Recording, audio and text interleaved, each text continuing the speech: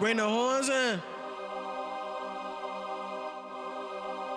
We going all in.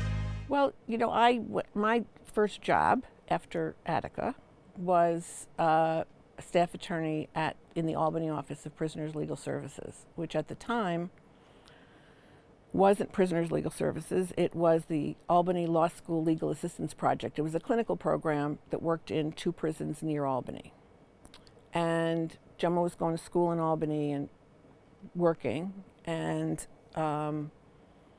I was working in the state prison system. And it, to this day, breaks my heart that people act like it made no difference, because it was a dramatic difference.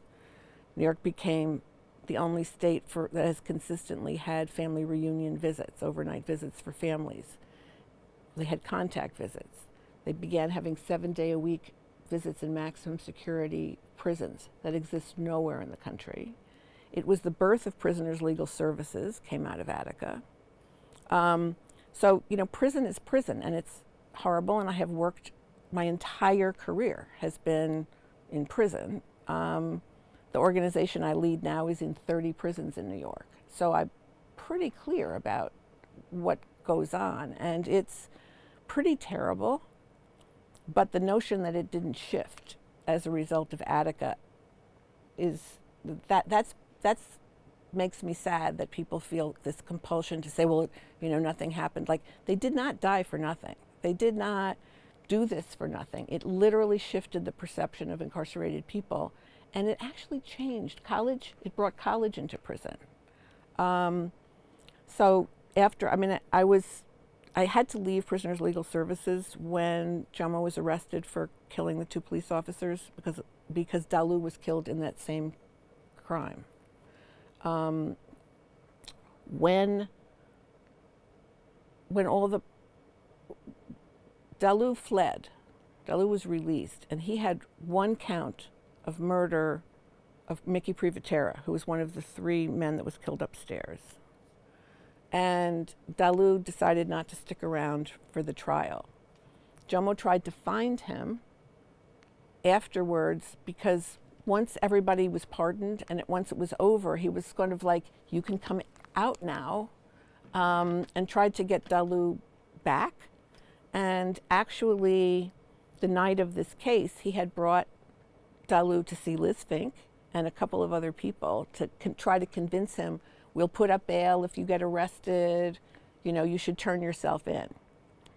And so he was with Dalu and Dalu's friend, Flaco, I never knew his actual name, in Bed-Stuy at midnight coming home, and they were stopped by the police.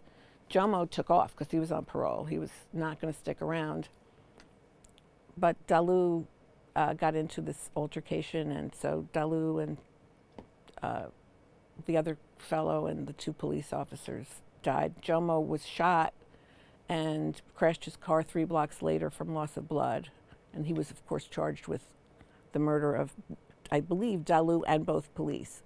So I had to leave Prisoners Legal Services. It was on the front page of the New York Times, but more important, it was the front page of the Albany Times-Union, where I lived.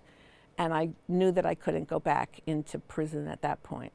So we defended Jomo.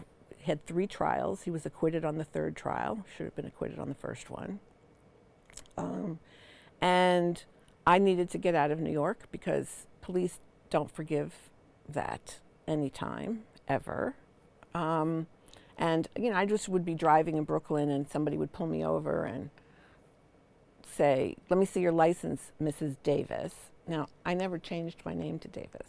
So it was pretty obvious that they knew exactly who I was. And during that time, they scared us. Imani was in child daycare center in Brooklyn. And I went to pick her up, and she said, you know, your brother was here earlier to pick up Imani, but you hadn't told us that he was going to be picking her up, so we didn't let her go. I don't have a brother.